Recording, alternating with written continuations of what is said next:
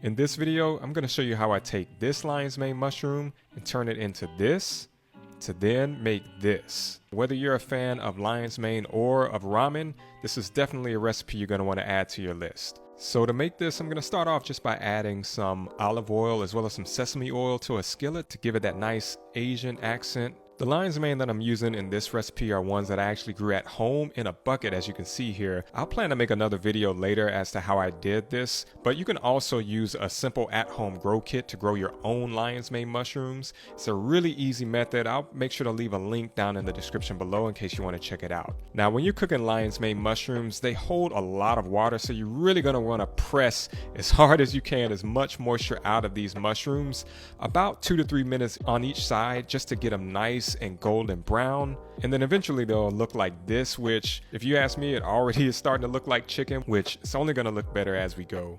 Now next, I'm going to season it up a bit just by adding some of this poultry seasoning as well as some garlic powder and some black pepper just to taste, and I'm going to flip it over and do the exact same thing on the other side. As you can see here, I'm adding a little bit more of that sesame oil. Next, I'm going to add a little bit of water to deglaze the skillet, and then I'm going to add about a tablespoon or so of white miso paste.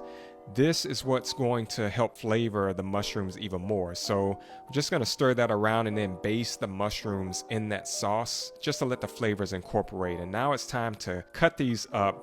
This is where it's really starting to get good, folks. Look at how meaty these mushrooms look. That's the awesome thing about lion's mane mushrooms, is that they really have such a meaty texture. I've shown pictures of this to people and even they thought it looked like chicken.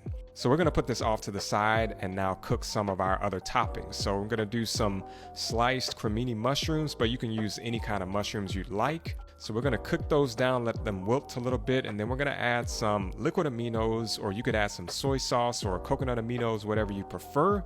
That's going to add a nice flavor to those. And for the veggies, I just chopped up some lacinato kale, and we had some shredded carrots on hand, and just wilt those a little bit. I added a little bit of water to help with the process, and then added a little bit of garlic powder and some salt to taste. Nothing too much here. Now the only thing we have left to do is to cook our ramen. So I started off boiling 2 cups of water, and then I added about 2.5 tablespoons or so of that miso paste, but you can add as much according to your flavor preference. And then for the ramen noodles, make sure to follow the instructions on whatever packet of ramen that you have.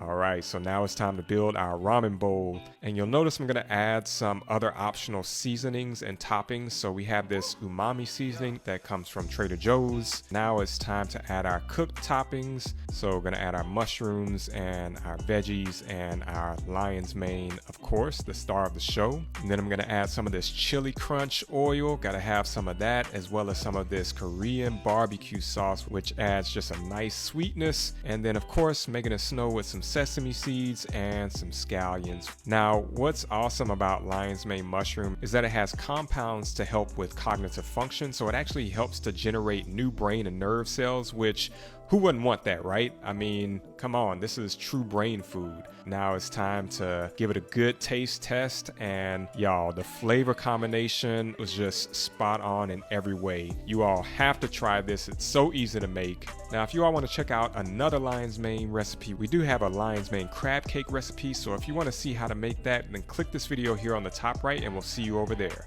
Peace.